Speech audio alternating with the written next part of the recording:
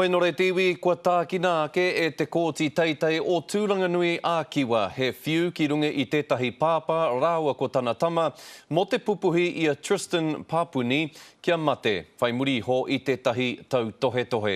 Hioi hei tā te kōti me noho tapu tonu ngā ingoa o te tokorua kua whiua nei. Ko te whiu ki te tama e rua te kau marama ki te whare here here taiohi mo te patu pokerehu.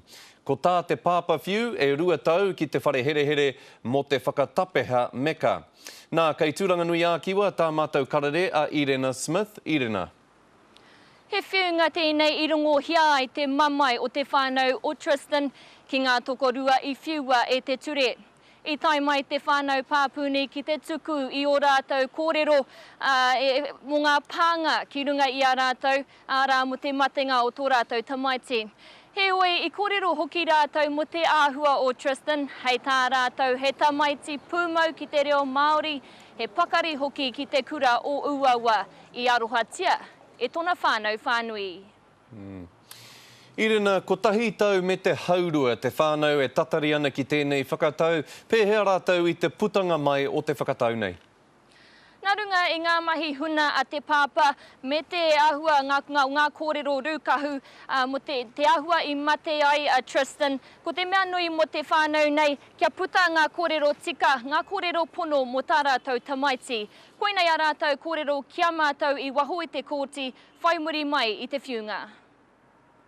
We knew that his death was not an accident, and certainly the rumour of his having committed suicide was a malicious and cruel idea.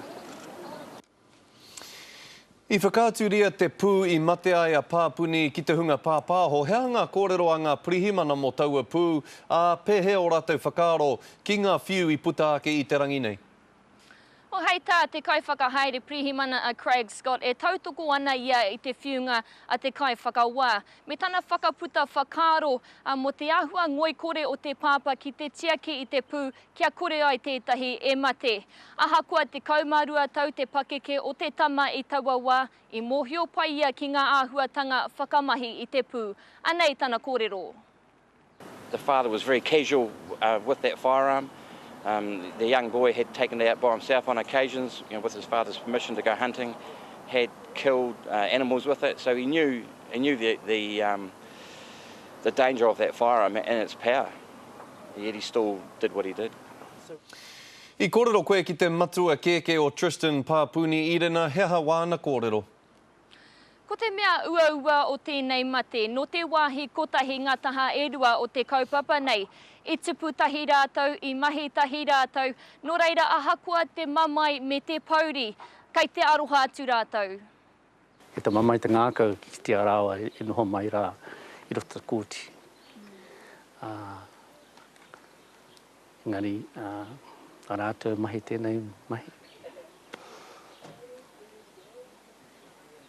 Mā te atua te aki rātou. E kōrero hoki au ki te māma o Tristan, hei tāna ko te mea nui kua hekina ngā taumahatanga ki runga i aia me te whānau hoki, kua tau te mamai kia tīmata rātou ki te anga whakamua. Scotty. Tēnā koe, Irena, te pai hoki o wēnā whakamārama, kia ora rā.